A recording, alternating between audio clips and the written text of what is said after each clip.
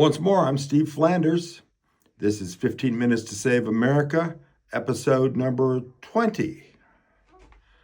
This time I'm going to go into the advantages and benefits of establishing an open media. I think the first thing to do is talk about revolution. As a lifetime philosopher, never professionally recognized, but I've developed a really good definition of revolution, which is take a long look at history, whether you're talking your family, your town, state, nation, world. Take a long look at the history. Figure out what you did wrong, quit doing it. Figure out what you did right, do more of it, and then carry on. That's it. That's the entire definition. But it really carries a lot of weight because you think about it. If you have a nation that has a great bloody conflict and they call it a revolution, but it ends up just being a transfer of power from one warlord to another, and there's never really any discussion of how to make things better or what the people really want. That wasn't a revolution. That was just a coup. That was just an exchange of warlords. On the other hand, if you can get into that kind of an honest, true-hearted dialogue without any violence, it's still revolutionary. I think, American history has had a number of times when we had nonviolent revolutions and getting rid of property requirements for voting. I think mostly the civil rights movement was nonviolent. I know there was some violence, but it was the nonviolence that it allowed and enabled us to have a much more thoroughgoing discussion as much as we have. And it would be an ongoing discussion that would further the cause. With that definition of revolution in hand, knowing that it's about getting an honest dialogue, and that in fact a true revolution is probably nonviolent, in putting it in philosophical terms from formal philosophy, establishing an open media would be a necessary and sufficient cause for a revolution. It would provide the necessary means to have that dialogue, and it might be sufficient. It might be the only thing we would really need. Okay, some of the things, to get into specifics. I think about the little people, the little guy, the woman, the private citizen, the lady that's got something to say, and how if there could be a real way to develop to where this little guy, this little woman could take and get their ideas out, they would take themselves and their ideas more seriously. I think that's one of the great advantages that this could offer, is just for people to take their thinking about what to do in this nation and not think that I'm just nobody, and think well, I can just go snivel in my beer and not worry about it, but instead have a real idea that they could affect change, and that the open media would do that. It would also, the open media could become a cultural touchstone. While, as divided as we are and all this different information, the open media wouldn't necessarily make it to where we all agree about everything, but we'd sure get a lot better idea of what we actually believe. And we would also get an idea, because of that, where the discussion should go. I think we could get some real objective truth starting to develop once again. And that objective truth is what we really need. We don't have it today. We have it very subjective. If somebody disagrees with me, they're just stupid and idiot. I got called an idiot today. But having a way to come to that agreement and to know what we actually believe could be tremendously valuable. if you got the open media up and running, even if somebody got up and started spewing hatred and racist stuff and, you know, religious bigotry, for the most part, it's not going to get past the local level. People are going to hear this, go, we don't want to hear more from you. And so the person's going to go and, have 2 years to wait in line before they get a chance to do it again and realize even in their little town, folks don't agree with them. Okay? On the other hand, if they get up and say something and it seems pretty hateful and people in an area vote in favor of it, we'd have an idea that there's a problem there, and or they might have something to say that at first blush is just unthinkable. But when we think about it a little more, maybe they've got a point that needs to be addressed. In any case, a fair and free exchange of ideas has never hurt the truth, and it wouldn't.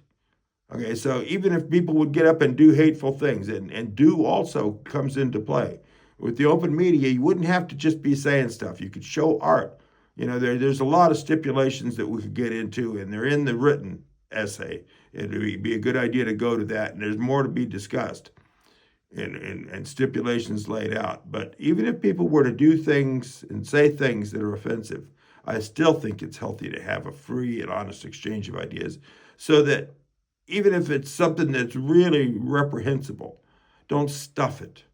Don't put it in the dark. Bring it to the light of day, and the people that are suffering from that kind of thinking would at least realize what a small minority they are. And the rest of us would realize what some people are actually thinking. Another major advantage of the open media, and this could be of unestimatable value, it would operate kind of like a moral patent office. I mean, it's been remarked by a number of people, I think Thomas Edison and others, that one of the big problems in modern society is that our technology has outrun our ability to develop ethics and moral structure around it. We don't know how to deal with these things. AI is coming up, how to clone people, in vitro fertilization presents problems. There's a lot of moral problems that our technology has presented us with, and we are not catching up to it.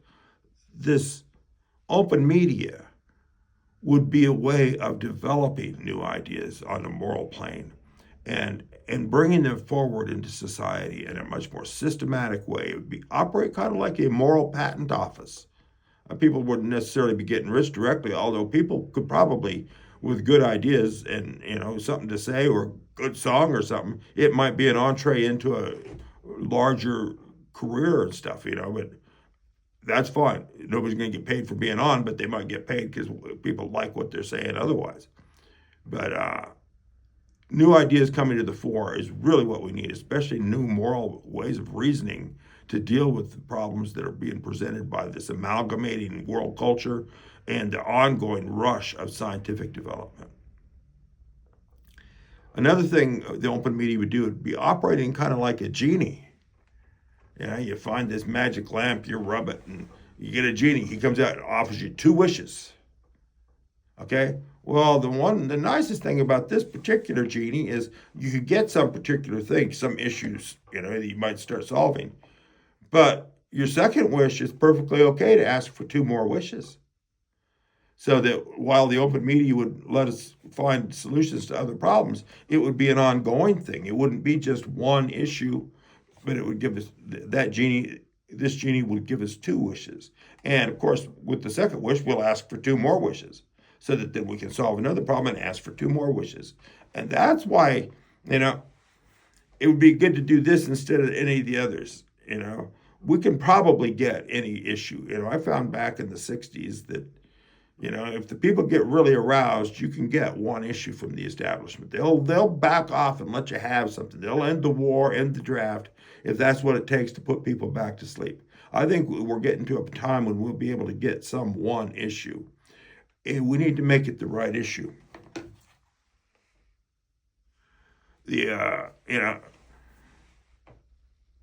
Like I say, give ourselves the open media, we create a genie so that we can get ongoing issues. If we were to, get an Article 5 convention, well, that seems like a good idea till the powers that be would fight tooth and nail against it, but they'd be like Brer Rabbit, not wanting to get thrown in the thorn patch, in the briar patch, because they live in conventions. They'd love to have an Article 5 convention because they would be able to play us every which way but loose. Everybody says, oh, well, we can set it up to where it's got to be able to a certain way. Oh, yeah, really? Have you tested that in the courts? Are you telling me the courts aren't corrupt? Have you tested that with the media? Have you challenged it through the media, drum it into people's heads? No, let's not do an Article 5 convention. Similarly, corporate personhood. Now, I'm all in favor of ending corporate personhood, but if that's our one issue, and we stand and fight like crazy and get it done, and we haven't changed the media, we haven't changed the education, we haven't changed anything else, we haven't changed the zeitgeist, we haven't changed the spirit of the times. We get something done, and 5 years later, they'll do something behind the scenes and get it put right back into place, and we will have accomplished nothing. Okay? Term limits, same kind of thing. You think, oh, that's a solution. I don't even see how people think that's such a solution. Yeah, it might get a few schnooks out of office, but it'll trade them in for some other schnooks, and they'll all be offered, plum jobs in industry as soon as they can no longer run for office. It could make things worse. But with an open media, you not only can get something done, you have a chance of getting all the other stuff done. And that's why it's such an important thing to get behind one issue. This one issue could start turning everything else around. It would really amount to a slow motion constitutional convention. You look at the history of the United States, and in time of great upheaval, there was a slew of amendments that came down the pike. After the Civil War, you had the 13th, 14th, and 15th Amendment. Okay? And then after corporate personhood and everything started getting out of hand in the Progressive era, we had a slew of amendments, most of which weren't really all that well advised. But the 16th, 17th, 18th, and 19th amendments were passed. Just in a whole, rush, a bunch of them. I would be very surprised if we got an open media amendment, and that'd be the first of them. We'd probably get a bunch more, but it would be slow motion. We'd have time to consider. We wouldn't get rushed into some really bad ideas, okay? A couple final points about this open media thing, and don't underestimate this. We saw what happened with a town of 50,000 people and how it launched a golden age in Athens that continues to bless humanity. With 350 million people having access to this, we could really, if we had the sense to get this done, we could actually launch us into a golden age. That actually is how it could happen. And we ought to really consider that. The final thing I have to say is that even though an open media is a necessary part of getting this whole local community moral self-government, that whole agenda done, the open media stands alone. We need to get it done in order to facilitate moving further toward getting this country back together. But if the only thing we get done is to establish an open media, we still have left a good legacy for the future and something that future generations of Americans will bless us with and be blessed themselves. Thank you, and be sure to share this. Okay. You know the drill, lifeinafascistcountry.blogspot.com. If you liked what I've been saying, there's a whole bunch of other subjects in the blog that you might enjoy and you might like to read. This whole local community moral self-government agenda is covered in the one post, How and Why to Save America, and has links to a bunch of other posts that it's all a book-length piece of work. One of them is about the open media, and that is //2025/02/the-open-media.html. Goes into a great deal more detail about the open media and how to go about it. And we're now down to episode number 20. Number 21 is going to be the last episode, and I will review and conclude, be a lot more in-depth conclusion next time. Be sure and share. Thank you.